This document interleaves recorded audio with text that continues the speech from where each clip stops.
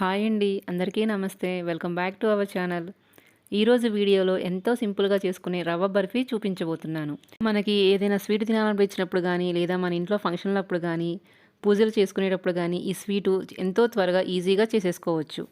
ఇంకా ఆలస్యం చేయకుండా ఈ రవ్వ బర్ఫీ లేదా హల్వాని ఎలా తయారు చేయాలో చూసేద్దాం.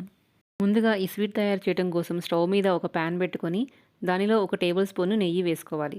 నెయ్యి వేడైన తర్వాత ఒక 10 నుంచి 12 జీడిపప్పు వేసుకొని ఫ్రై చేసుకోవాలి.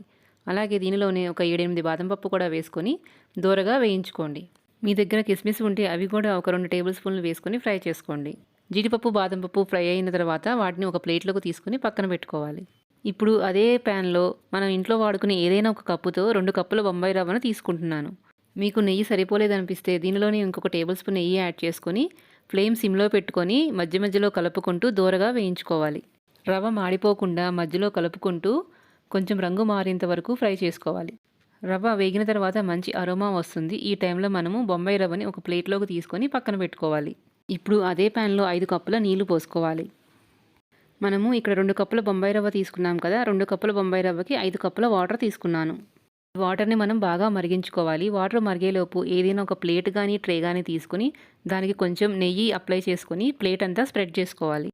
ఇప్పుడు వాటర్ బాగా బాయిల్ అయిన తర్వాత స్టవ్ ఫ్లేమ్ని సిమ్లో పెట్టుకొని మనం ముందుగా వేయించుకున్న బొంబాయి రవ్వని కొంచెం కొంచెంగా వేసుకుంటూ బాగా మిక్స్ చేసుకోవాలి. రవ్వ అంతా ఒకేసారి వేసుకుంటే ఉండలు కట్టేస్తుంది. అందువల్ల మనం కొంచెం కొంచెంగా వేసుకొని బాగా ఇలా మిక్స్ చేసుకుంటూ ఉండలు లేకుండా కంటిన్యూగా కలుపుకుంటూ ఉండాలి. మీకు వాటర్ కనుక సరిపోలేదనిపిస్తే కొంచెం వాటర్ వేడి చేసుకొని ఒక పావు కప్పు పోసుకోండి. రవ్వ ఉడకడానికి 2 నుంచి 3 నిమిషాలు టైం పడుతుంది. రవ్వ బాగా ఉడికి ఇలా కొంచెం గట్టిగా అయిన తర్వాత దీనిలో 1.5 కప్పు పంచదార వేసుకుంటున్నాను. మీరు తినే స్వీట్నెస్ని బట్టి షుగర్ క్వాంటిటీ అనేది అడ్జస్ట్ చేసుకోండి. ఇప్పుడు షుగర్ బాగా మిక్స్ అయ్యేలాగా కలుపుకోవాలి. షుగర్ వేసుకున్న తర్వాత మనకి మళ్ళీ కొంచెం రవ్వ అనేది పలచబడుతుంది. ఇలాగే మధ్య మధ్యలో కలుపుకుంటూ ఒక 3-4 నిమిషాలు ఉడికించుకోవాలి. దీనిలోని ఒక పావు టీ స్పూను యాలకుల పొడి కూడా వేసుకొని ఒకసారి బాగా మిక్స్ చేసుకోండి. పంచదార అంతా కరిగి ఇలా కొంచెం గట్టిగా అయిన తర్వాత దీనిలో ఇప్పుడు మనము ఒక టేబుల్ స్పూన్ నెయ్యి వేసుకొని బాగా మిక్స్ చేసుకుందాం. ఈ నెయ్యి అంతా మిక్స్ అయిన తర్వాత మళ్ళీ ఇంకొక టేబుల్ స్పూన్ నెయ్యి కూడా వేసుకొని బాగా మిక్స్ చేసుకోవాలి. ఇప్పుడు దీనిలోని ముందుగా వేయించుకున్న బాదం పప్పుల్ని సన్నగా కట్ చేసుకొని వేసుకున్న తర్వాత ఒకసారి బాగా మిక్స్ చేసుకోండి. ఇప్పుడు రవ్వని ఇలా చేతిలోకి కొంచెం తీసుకుంటే ఇలా ఉండలాగా వచ్చిందంటే పర్ఫెక్ట్గా కుక్ అయినట్లు. ఇప్పుడు దీనిని మనం ముందుగా నెయ్యి రాసి పెట్టుకున్న ఒక ట్రేలోకి ట్రాన్స్ఫర్ చేసుకుందాం. ఇప్పుడు రవ్వని సెట్ చేసుకోవడం కోసం ఏదైనా ఒక బౌల్కి అడుగున కొంచెం నెయ్యి రాసుకొని ట్రే మొత్తం వచ్చేలాగా స్ప్రెడ్ చేసుకోవాలి. అంతా ఈక్వల్గా వచ్చిన తర్వాత దీనిని మనము 1 గంట నుంచి 2 గంటల వరకు పక్కన పెట్టుకోవాలి. ఇలా ఈవెన్గా సర్దుకున్న తర్వాత ఈ ట్రేని ఒక 2 గంటలు పక్కన పెట్టుకుందాం.